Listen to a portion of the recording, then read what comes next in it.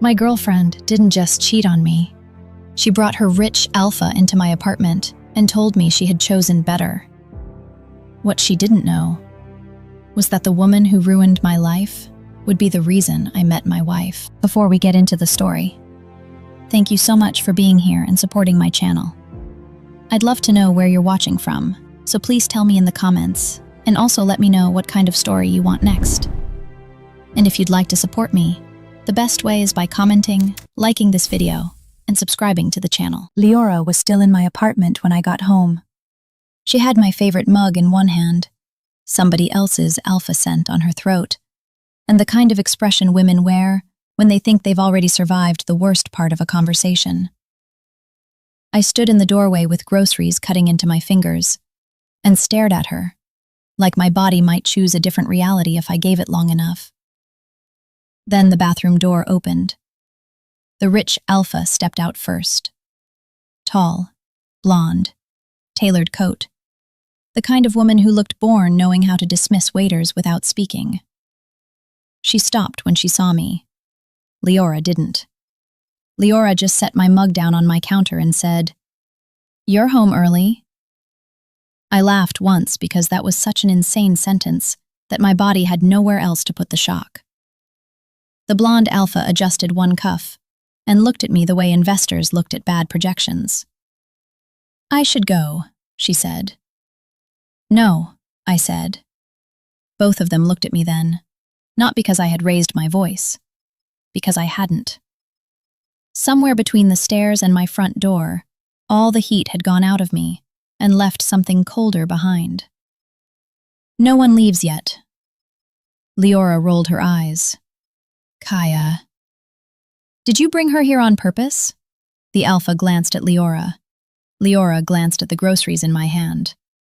Then she sighed like I was the difficult one. "She wanted to see the apartment." My apartment.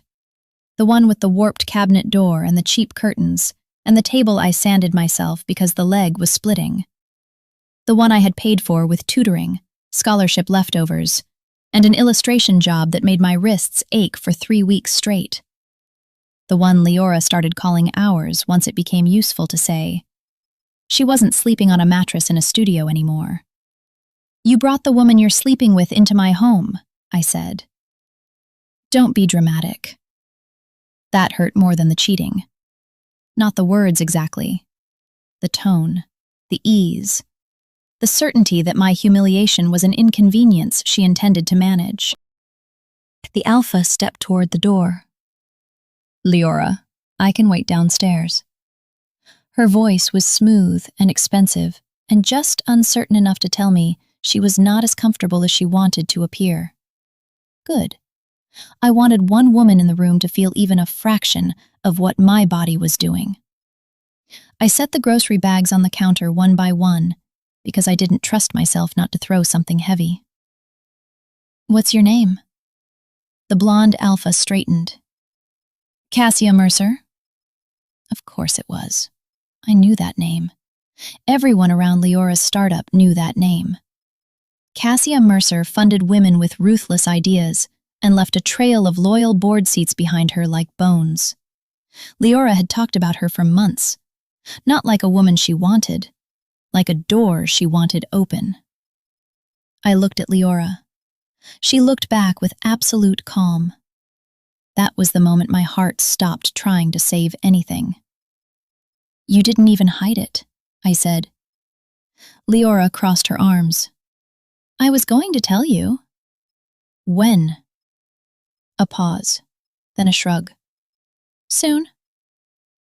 Kaia moved again like she wanted the exit. I blocked it without thinking. My body was shaking, but it hadn't forgotten how doors worked. "No," I said. "You don't get to stand in my apartment, touch my things, sleep with my girlfriend, and leave with all your dignity intact." Kaia's eyes cooled. "You're upset." I actually smiled at that. Not because it was funny, because if I didn't smile, I might have thrown the fruit bowl at her face. Upset. Leora made the same small sound she always made when she thought I was embarrassing her in front of people she wanted.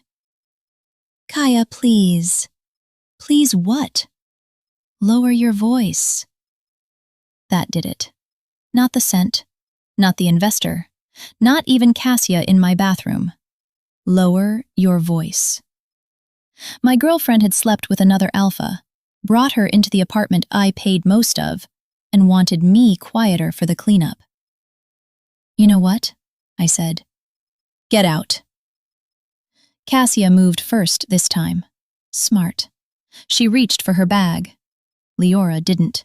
Leora looked annoyed. I'm trying to be honest with you. No. I opened the front door. You're trying to leave with the moral high ground. Cassia stepped into the hallway. Then Leora did something worse than crying. She smiled. That polished little half smile she used when she thought the room was too cheap for the truth anyway. I chose someone who matches where I'm going, she said. I went still. That was the blade. Not that she cheated, not even that she cheated up. It was that she wanted me to know she thought I had always been temporary. A starter apartment. A soft place to stand before the better floor arrived. I looked down at the groceries, strawberries, Greek yogurt, the cheap noodles she liked with sesame oil when she worked late, then back at her. You chose money. I chose ambition. No, I said quietly. You chose a woman with more leverage and called it fate. Cassia's expression flickered. Interesting. Maybe she liked coldness. Maybe she only liked it when it wasn't aimed at her. Leora's jaw tightened. You don't understand how the world works. I laughed again, smaller this time. You say that every time you want to do something ugly and sound evolved. Her nostrils flared. Cassia touched her elbow. It was subtle, possessive in a way I hated immediately. We should go. Leora took one more look around my apartment, like she had already outgrown every object in it. Then she reached for the little silver promise ring on her finger, sliv it off, and placed it on the hallway table beside my keys. You can keep this, she said. It always looked more like you than me. Then she walked out with her rich alpha and my future still cooling on the counter. I shut the door, locked it, stood there for 3 seconds. Then I dropped to the kitchen floor so hard the oranges spilled. I cried over strawberries. That's the memory I hate most. Not her perfume in my bathroom, not the ring on the table, not even the words. The strawberries. Bright red and broken plastic while I sat on cheap tile and tried not to make enough noise for the neighbors to hear what humiliation sounded like in a female Omega's throat. Mina found me an hour later with mascara down my neck and milk still warm in the bag because I forgot to put it away.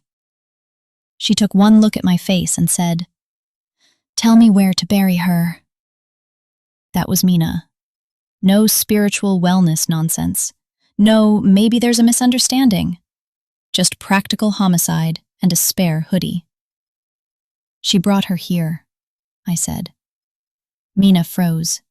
The bakery box in her hand slipped sideways against her hip. Who? The investor. Mina set the box down very carefully on the counter. Then she crouched in front of me. Say that again? I did. Every ugly detail. Kasia Mercer in my bathroom. Leora telling me I was dramatic. The line about where she was going. The ring.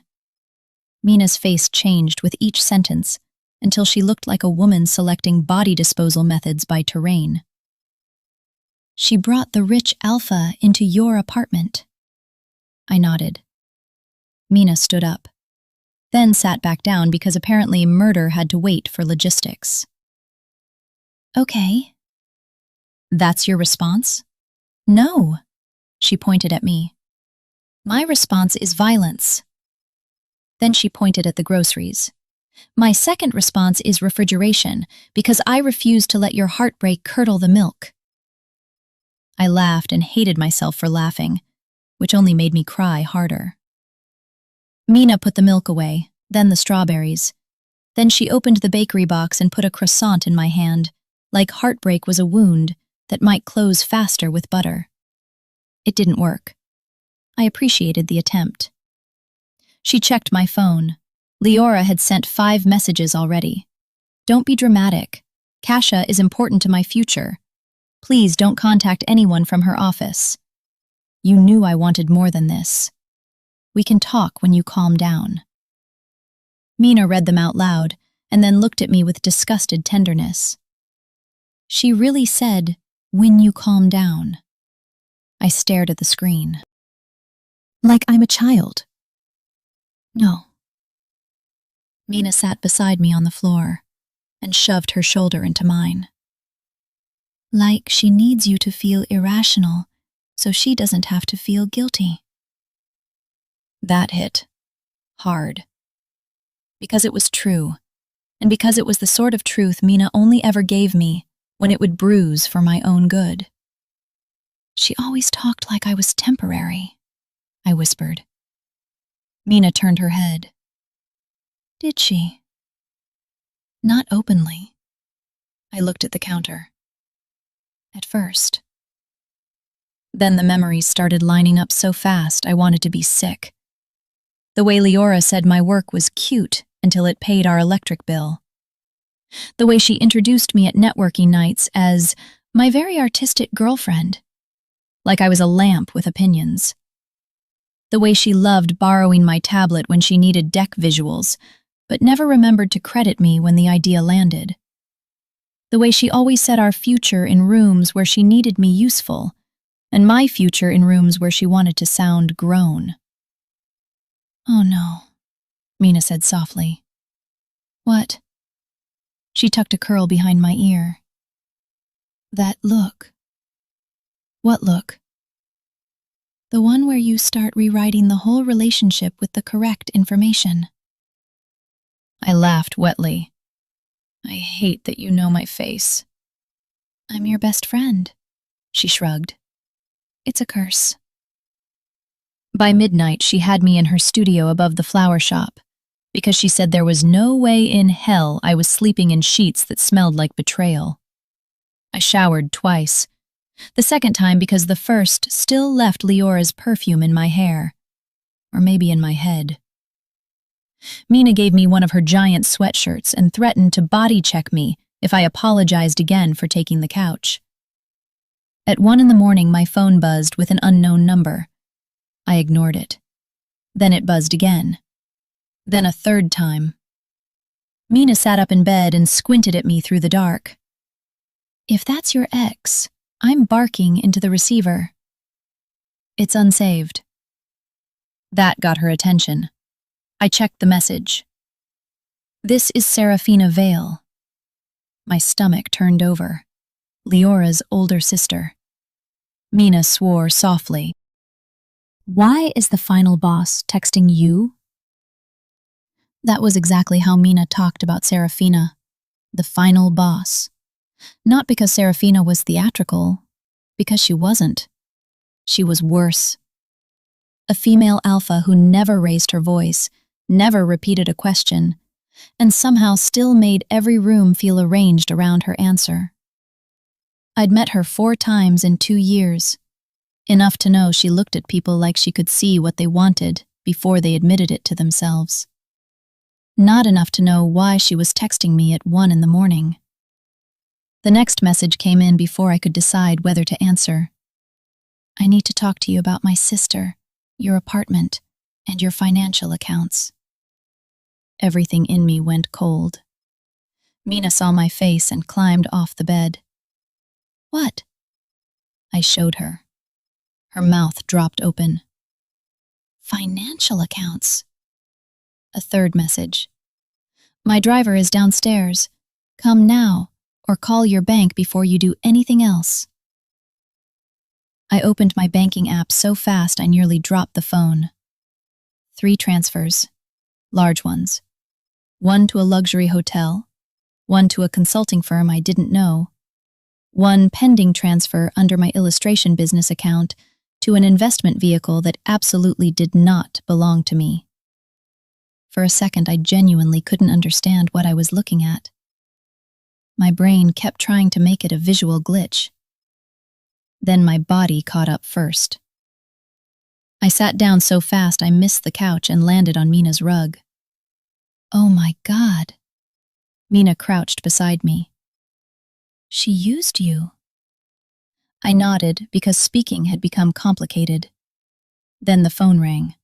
Same number, unknown.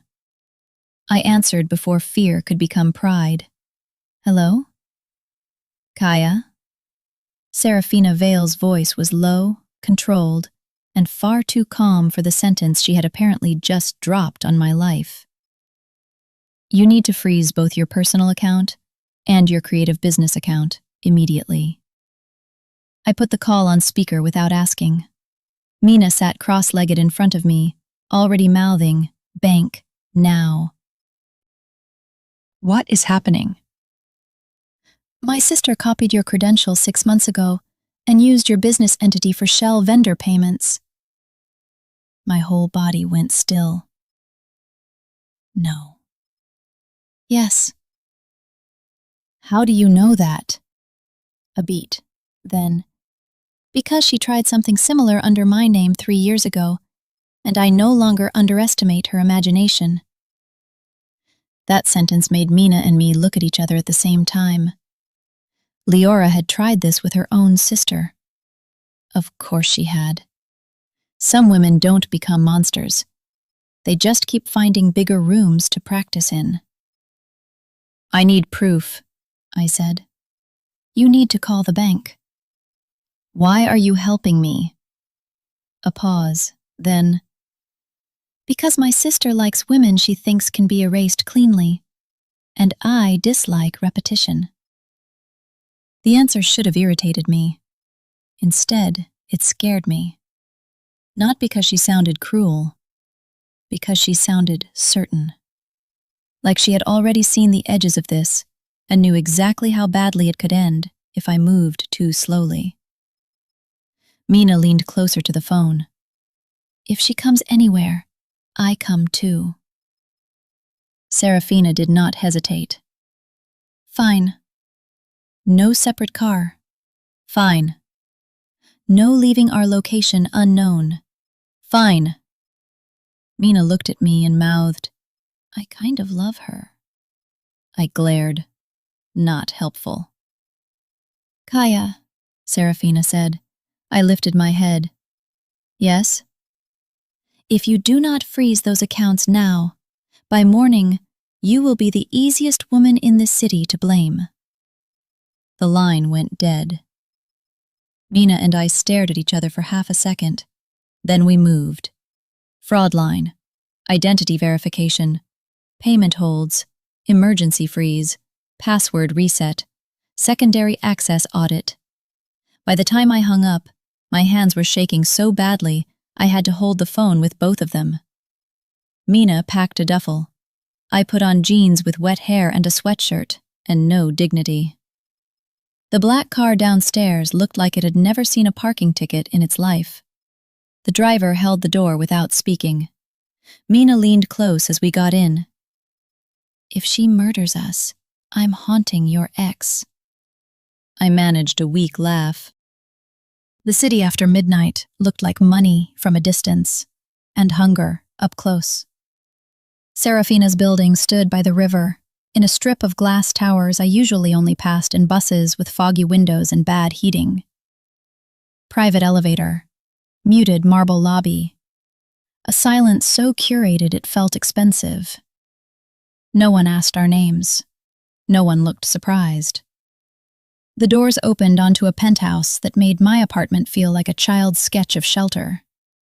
Dark wood, black stone, river lights through glass walls.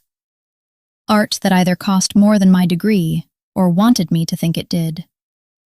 And Serafina Vale by the kitchen island, in a charcoal suit, sleeves rolled once, one hand on a folder, the other around a glass of water she hadn't touched. She looked exactly the same as always. Tall, precise, cold enough to pass for weather. Then she looked directly at me, and something in her expression shifted. Not softness, recognition. Like she'd expected damage and was measuring how much. "Sit," she said. Mina folded her arms. "That's not hello." Serafina looked at her. "Hello, Mina." Mina blinked. "You know my name. You've called my sister a social climbing raccoon online more than once." A sound escaped me that might have been a laugh. Mina looked delighted. "Okay." She pointed at Serafina. "I'm willing to hear her out." Serafina ignored that and slid the folder toward me. Inside were documents, transfer trails, vendor records, my illustration business registration, my tax ID, my apartment address, a hotel invoice, Kasia Mercer's name. 3 shell entities linked through routing numbers I had never seen in my life, and yet somehow all connected to my account access. The room tilted. I sat down because my legs had stopped participating in the conversation. This was mine. Yes. I never shared the business. No. I looked up sharply. Serafina's face gave nothing away except contempt. Not for me, for her sister. "She duplicated your credentials off one of your devices," she said. "Then attached your vendor account to external payments." Mina swore softly. I couldn't. My mouth had gone numb. Leora hadn't just cheated. She had built a back door through my work while telling me I was overreacting about dinner schedules and rent. "She used me," I whispered. "Yes." Serafina never decorated truth. That should have made her unbearable. Instead, it made breathing easier. No maybe, no perhaps, no soft lie to protect me from the full shape of what had happened. Just yes. I wanted to hate how much that helped. I couldn't. "Why didn't you stop her earlier?" For the first time, something dangerous moved under Serafina's calm. "Because she learned to hide from me before she learned to lie to investors." That was family history. Old blood. Deep enough that even Mina went quiet. I looked back at the documents, at my own name in places it had no business being, at the shape of my last year rearranging itself into motive. Every late invoice. Every night Leora told me we just needed one more month. Every time she asked for access to fix a deck, or send one file, or clean up vendor formatting. Humiliation really did come in layers. Apparently, I'd barely peeled the first one back. "What do you want from me?" Serafina's eyes met mine. "Tonight," she tapped the folder, "I want you to authorize my legal team to freeze every pathway my sister touched through your accounts before dawn." I nodded before pride could get stupid. "And after that?" A beat. Then, "I want you out of that apartment before she sends someone for documents, devices, or spectacle." Mina muttered, "Knew it."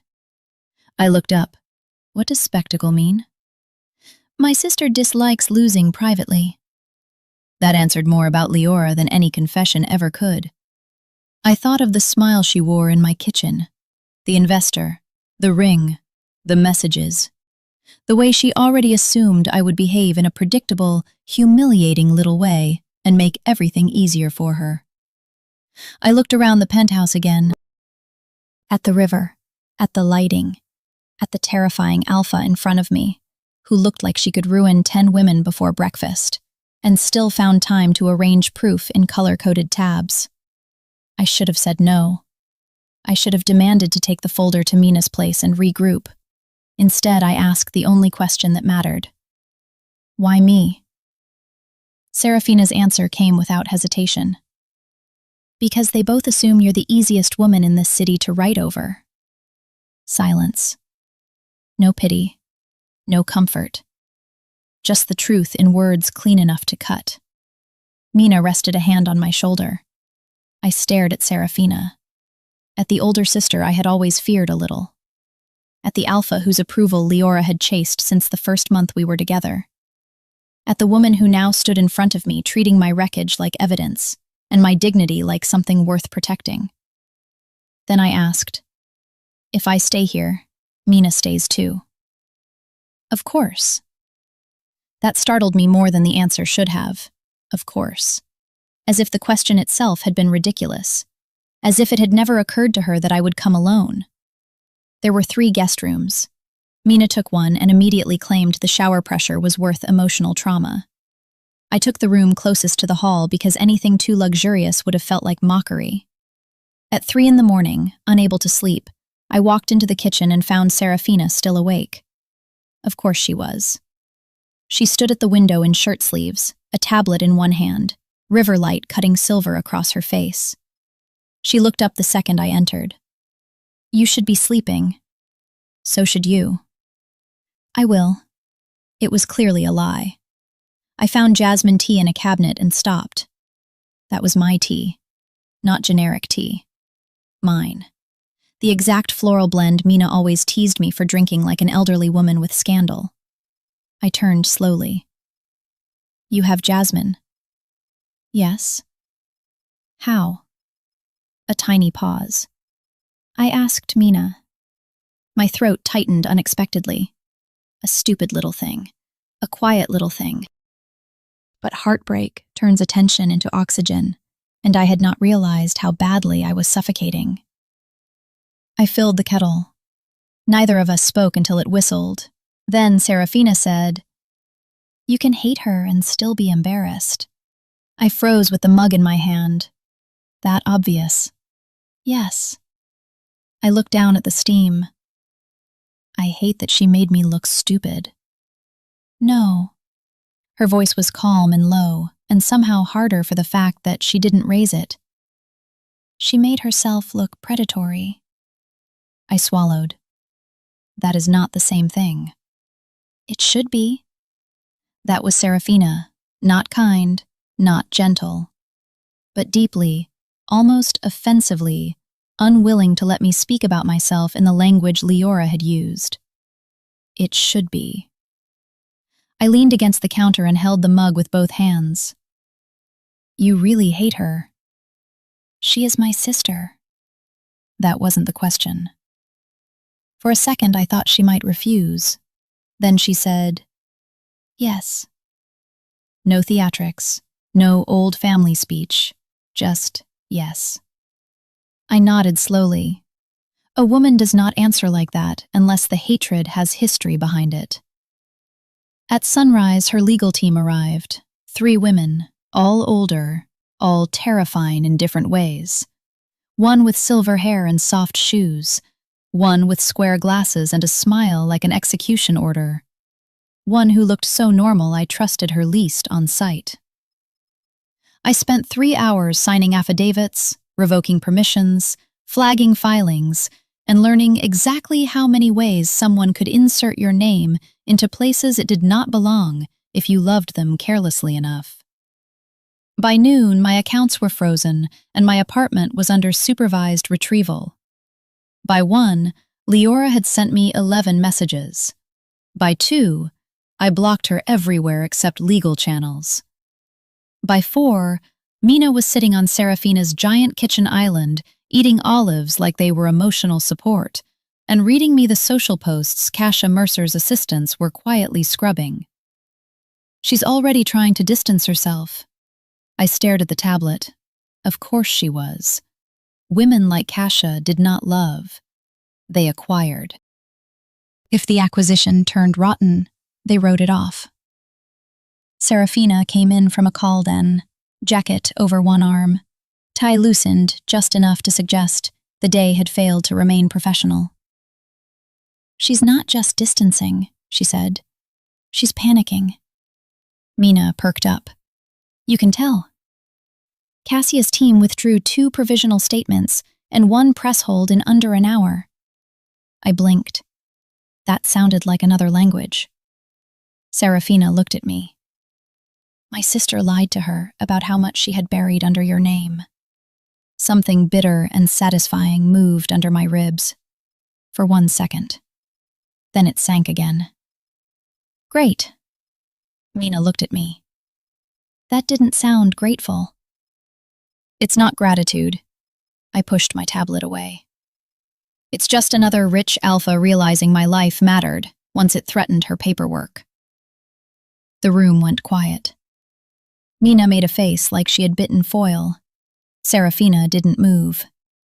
Then she asked, Do you think I only moved because of paperwork? The question landed too directly to dodge. I looked at her. Cold gray eyes, controlled posture. No perfume except cedar and tea, and the faint stress sharpening that clung to her after long calls. What am I supposed to think? Whatever you like. That's convenient. No, she said softly. It's necessary. Necessary. Not safe. Not kind. Necessary. Everything with her was like that. Clean and almost brutal in its refusal to flatter me. She set her jacket down and came to the island, but not too close. Never too close. I knew what my sister was, she said.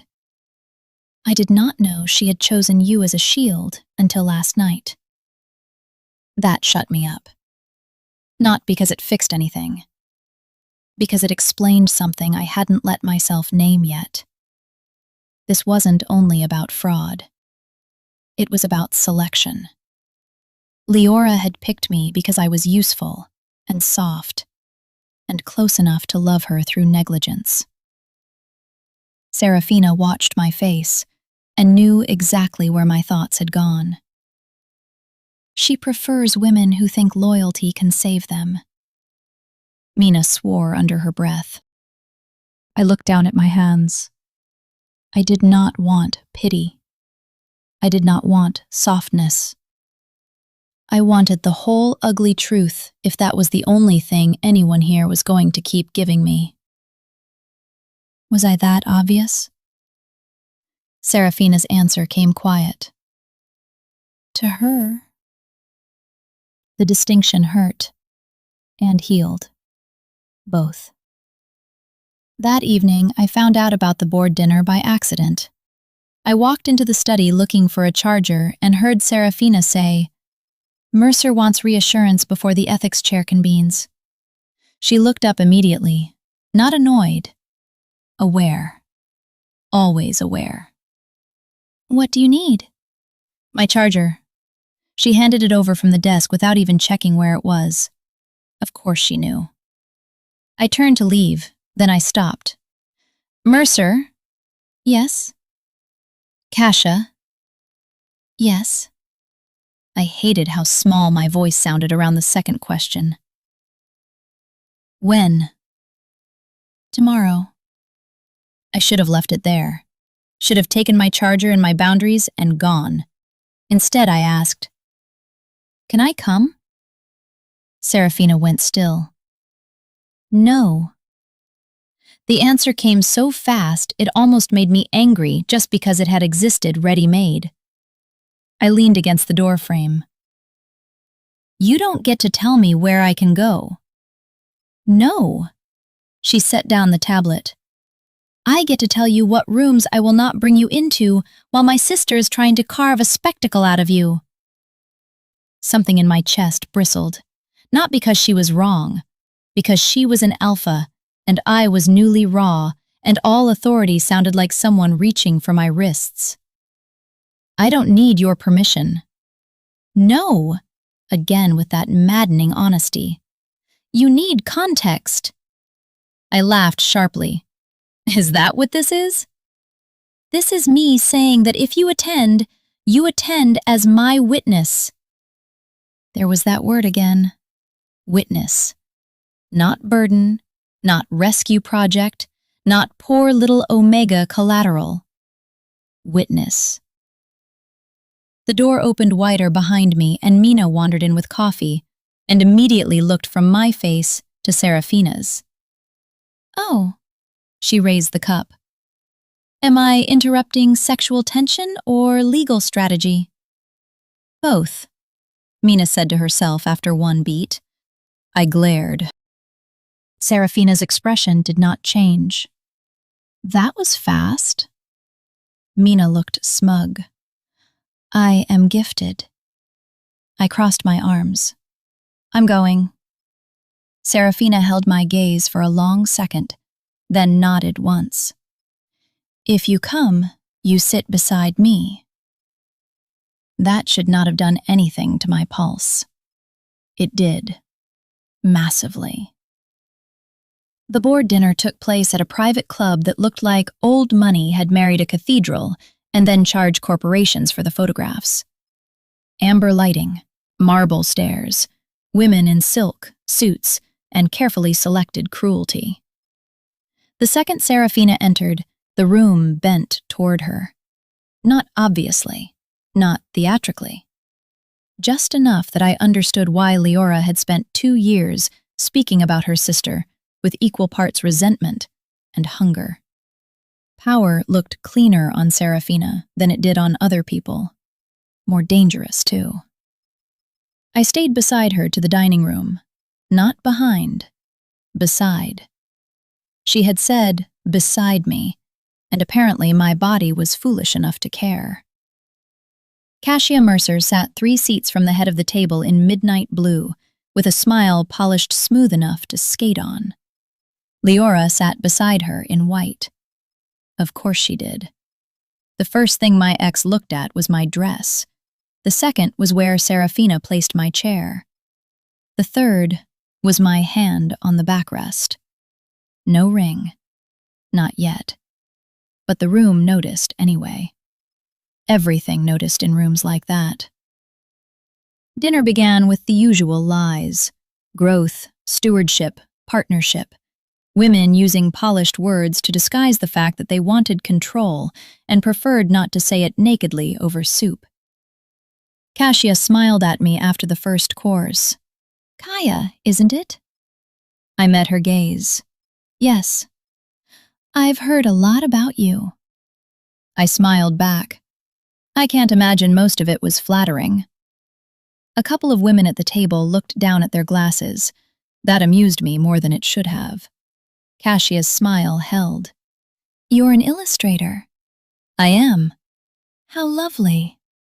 There it was, that word, lovely. The kind of word rich women use when they want to make your work sound decorative instead of structural. "She's very talented," Leora cut in. The room shifted. My shoulders locked automatically. Leora always did this, took ownership of whatever she was about to diminish. "She helped me so much at the beginning." Helped, not built, not drafted, not stayed awake with me until 3 while I fixed your visual strategy. Helped. I set down my fork. "Yes," I said. "I funded half your life and designed the pitch deck that got you into Mercer Capital's office." Silence cracked down the table.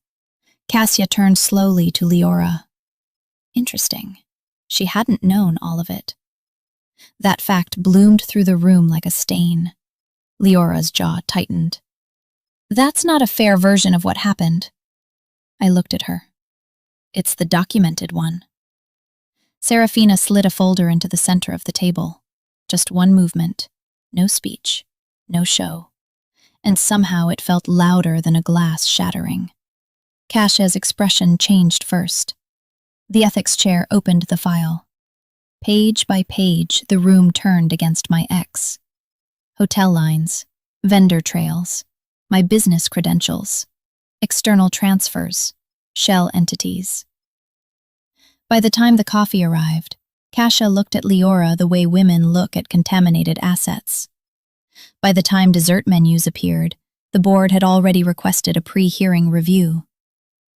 I should have felt vindicated. Instead, I felt empty and too visible. That was the problem with public wins. They still happened in public. And public had never loved women like me, unless we were decorative. When dinner broke, I slipped out to the corridor because I suddenly needed air more than justice. Leora followed. Of course she did. Even when she was losing, she wanted one last scene. You think this changes anything? I turned. The corridor lights made her look softer than she deserved. That irritated me instantly. It changes enough. She only brought you because she wanted leverage. I laughed quietly. Everything is leverage to you. Leora stepped closer. She doesn't care about you. That old weapon, that old line. The one that had kept me in place for so long by making love sound like something I had to earn through usefulness. I should have been prepared for it. I still flinched. Then another voice cut through the corridor. Step back! Serafina. No raised volume, no rush. But Leora stepped back immediately. That told me everything. Serafina came to stand beside me, not in front. Always that, always beside. Leora smiled without warmth. You always did collect damaged women and call it strategy. The air changed. My skin went cold. Serafina's face flattened into something I had only seen once before at a fundraiser when a donor tried to pat a waitress's waist like she was part of the service. Be very careful, she said. Leora laughed, but she was already moving backward. Why? Because the next thing I say will cost you more than this dinner did. That shut her up. Actually, shut her up. Not because she was ashamed, because she believed her sister, and apparently that mattered more. Leora left. I stared at the opposite wall because looking at Serafina suddenly felt too exposed. Then she asked, Would you like to go home? Not, are you all right? Not, don't let her get to you. Would you like to go home? Choice, again. In a corridor where my ex had just tried to turn me into a wound for the room. I closed my eyes for 1 second, then nodded. In the car back to the penthouse, neither of us spoke. The city slid past in black glass and reflected gold. My hands were shaking again. I hated that. Without a word, Serafina took off her coat and folded it beside me on the seat. Not over my shoulders, not on my lap. Beside me. An offer. I stared at it, then at her. She kept looking ahead. You always do that. What? Act like the smallest kindness is a question. A beat. Then, it should be. That was not a romantic answer. It was not soothing either. It was just right, in a way that made my chest ache. On the terrace that night, with the river below, and the city pretending it hadn't just watched one woman destroy another over dessert, Serafina asked me to marry her. Not dramatically, not on one knee, just standing under cold air, with her hands at her sides, like she was asking for the most dangerous thing in the world. Only answer if you want to, she said. Do not answer because you think I saved you. I stared at her. At the older sister I had been warned was incapable of softness. At the alpha, who had moved heaven and legal counsel before dawn. At the woman who never touched me without permission, and somehow frightened me more for that restraint than any possessive gesture would have. You cannot say things like that so calmly. Her mouth moved a fraction. I'm trying very hard not to make this about pressure. It already is pressure. I know. There was no defense in her voice, just acknowledgement. The city glowed beneath us. My pulse hammered. I folded my arms to stop my hands from trembling. Why? Her answer came in two parts. The practical reason is that my board can challenge a witness more easily than a spouse. I laughed once, brittle. Thank you for leading with the terrifying option. The second reason, she stopped, started again. For the first time since I met her, Serafina Vale looked almost uncertain. The second reason is that every future I imagine after this still has you in it. That did something irreversible to my breathing. I looked away first, because if I didn't, I might have walked into her space and done something reckless. You barely know me. I know what you protect. I swallowed. That sounds like a threat. It isn't. She took one careful step closer. Kaia, I know how you love. That landed harder than it should have. Because Leora had known too, and used it. The difference was that Serafina said it like she was awed, not opportunistic. I know you gave my sister labor she called support, she said. I know you made yourself smaller so she could feel larger. Her voice lowered. And I know I have no right to ask you for anything if I cannot promise never to do the same. The river went silent. The city went silent. I even went silent. Some women say I love you, and you know they mean now. Some women say I'll protect you, and you know they mean as long as it's convenient. Serafina looked at me with that terrifying, steady gaze, and somehow what I heard was, I will never make you little. That was worse. That was everything. If I say yes, I whispered. It's real. Yes. Not strategy with vows. No. Not a board move. She shook her head. It will solve board problems. Then more softly. But it would still be real. I laughed through the fear.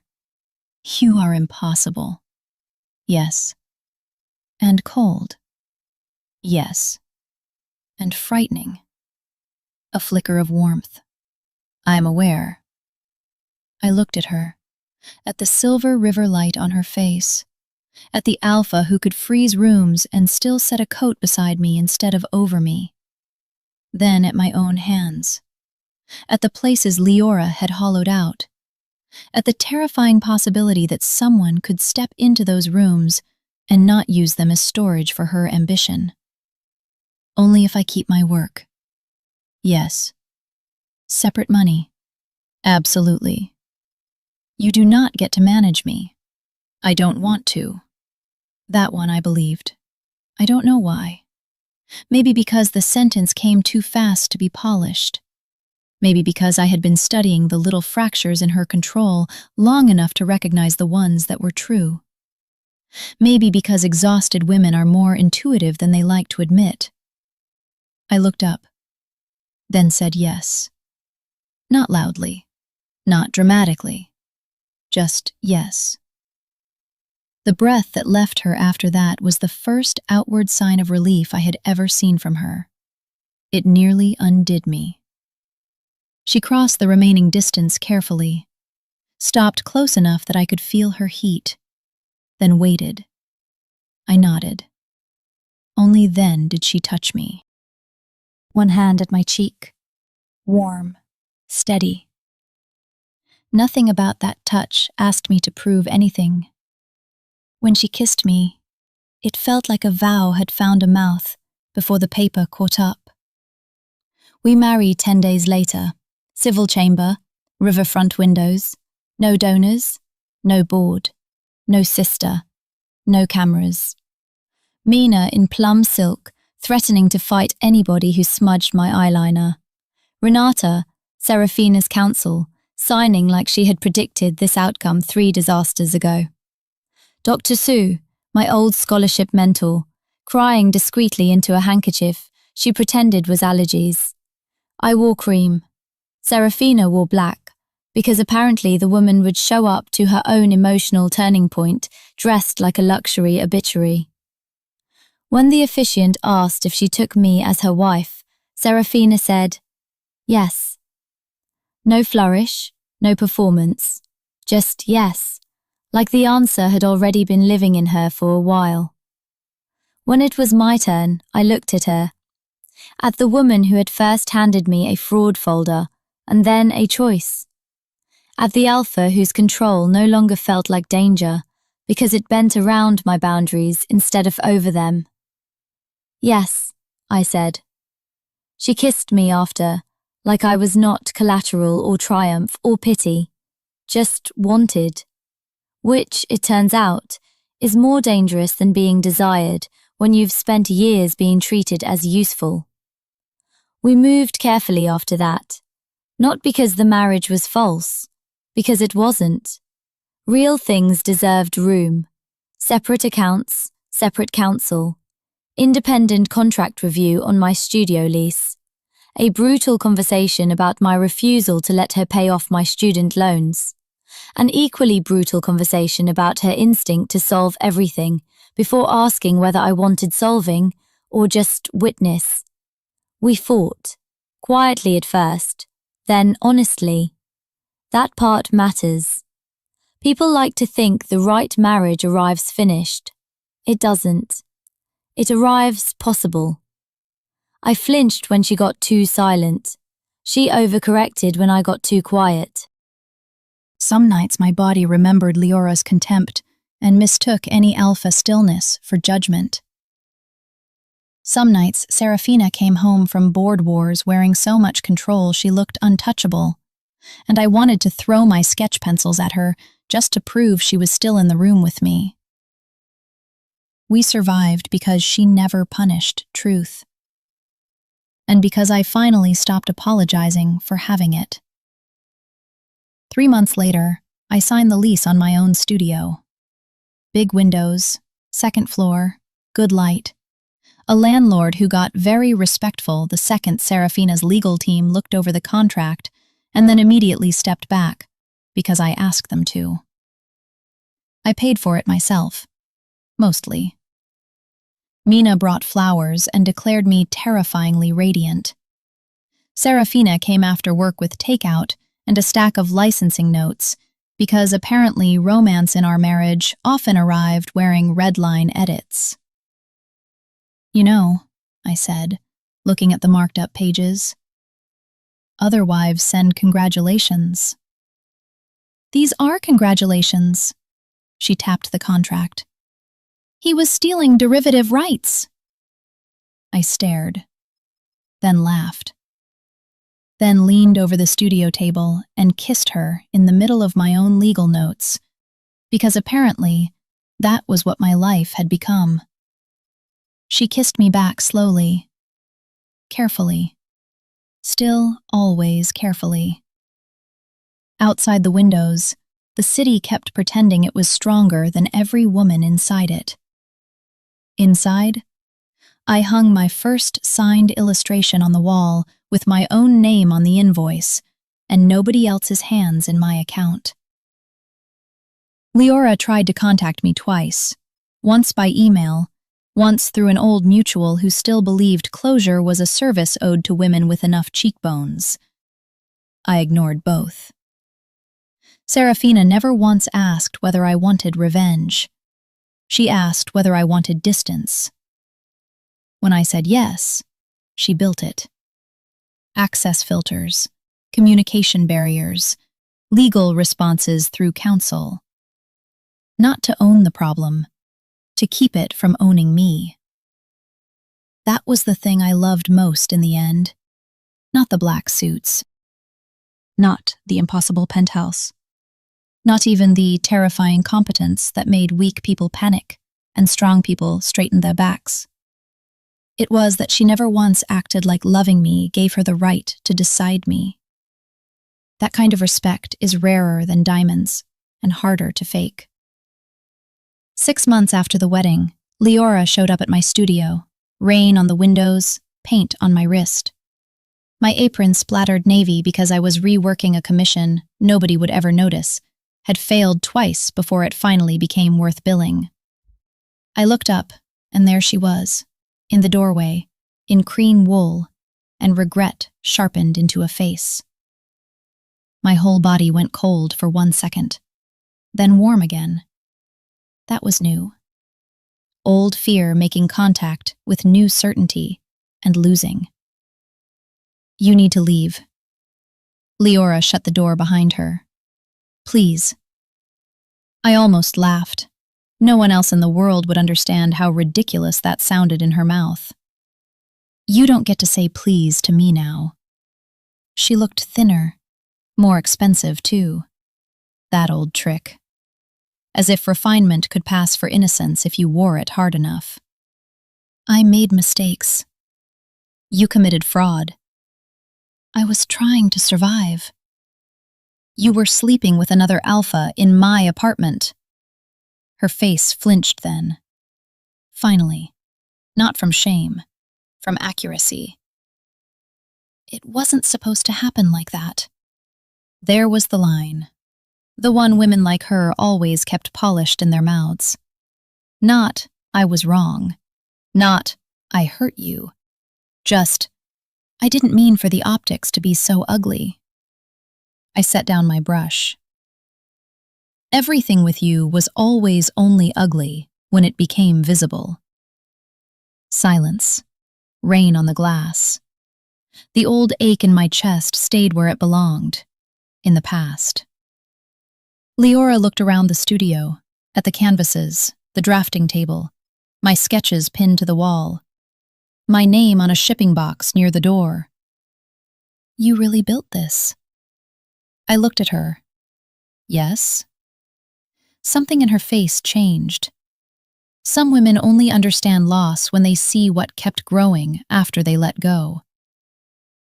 You think she loves you, Leora whispered. There it was, the last weapon. Not money, not fraud, not insult. If she could not make me small, maybe she could make my marriage uncertain. I smiled. Small, certain. The first truly cruel smile I had ever given her. No, I said. I know she does. Leora stared. I went on because suddenly the words wanted out from me, not for her. She never made me apologize for being poor. She never called my work cute when it paid her bills. She never used my softness as evidence that I could be handled. By the end, my voice had gone razor clean. Leora looked like I'd struck her. Maybe I had, just with truth. You chose her because she's powerful.